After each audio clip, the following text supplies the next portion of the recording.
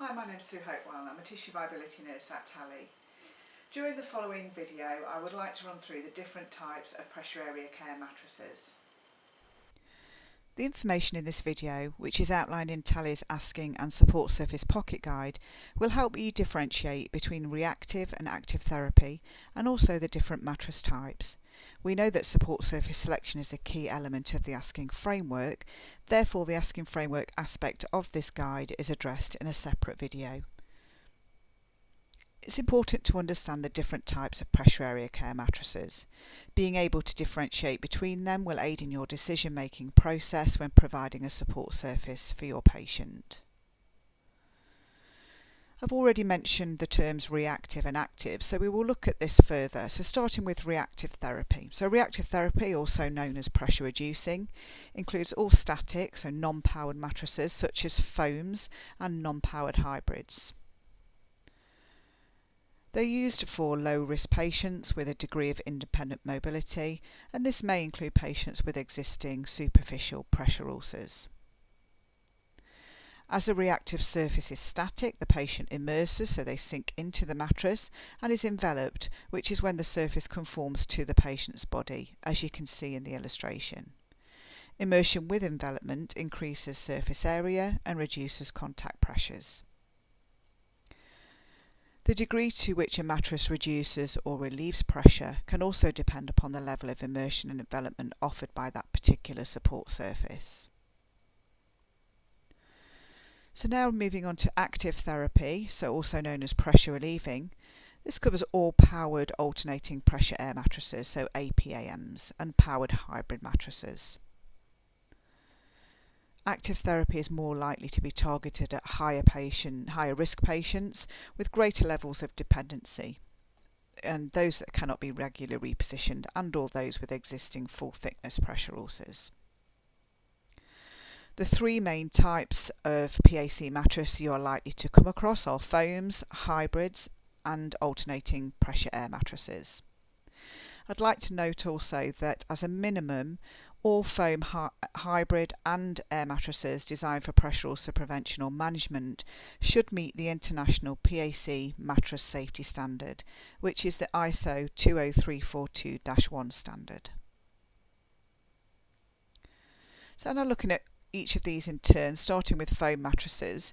These reduce pressure across the patient and support surface interface. They can combine different types of foam and or involve cuts or castellations on the foam surface, as you can see in the image, and they conform to the patient's body to enhance pressure redistribution by offering that partial immersion and envelopment. They offer reactive therapy, so pressure reducing, and apply a constant unrelieved pressure to the patient's skin and underlying tissue. Pressure will only be relieved when the patients move independently or when they are manually repositioned, and they're typically used for patients at lower levels of pressure ulcer risk and all those with superficial pressure ulcers. So moving on to hybrid mattresses, these typically combine both foam and air into a single support surface and are either powered or non-powered. The foam may be encased within individual air cells, as you can see here in the image, or it may lie above the air cells. Non-powered hybrids offer reactive therapy similar to foam mattresses. However, powered hybrids offer a degree of active therapy to patients, although the level of pressure relief is typically less than that seen with a true alternating pressure air mattress. Patients at varying levels of pressure ulcer risk may be nursed on hybrid mattresses, including those with existing pressure ulcers. And then finally, alternating pressure air mattresses. These require an electrically powered pump to periodically cycle air through the mattress, offering patients regular periods of pressure relief and tissue offloading. The pressure relief and tissue offloading is achieved through the regular inflation and deflation of specially designed air cells within the mattress. And this can be either a 1 in 2, 1 in 3 or 1 in 4 cell cycle, and cycle times can vary from 7 to 30 minutes. The animation here shows a 1 in 4 cell cycle, with 1 in every 4 cells deflating and inflating in turn.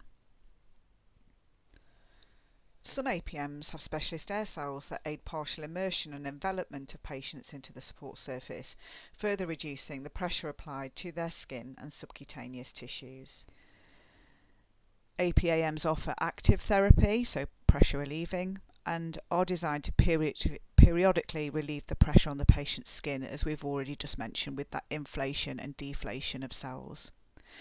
They're typically targeted at patients at higher risk of pressure ulcers and are often used for patients with full thickness pressure ulcers. So to conclude, when selecting a mattress for your patient, please consider the type of therapy the mattress offers, the clinical needs of your patient, the level of care and input the patient receives, and also how the mattress you have selected will meet your patient's pressure area care needs. I hope this video has enabled you to understand the different types of pressure area care mattress and the type of therapy that they offer. If you would like a copy of this guide, please visit our website shown here on the screen.